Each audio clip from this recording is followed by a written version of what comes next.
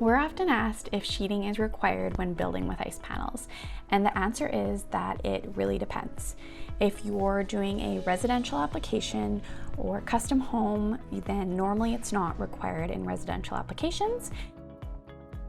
However, if you are looking at building a commercial build or 3 or 4 story build, or if it's in a seismic area, depending on the location, then the engineer on record would require the sheeting for the stability.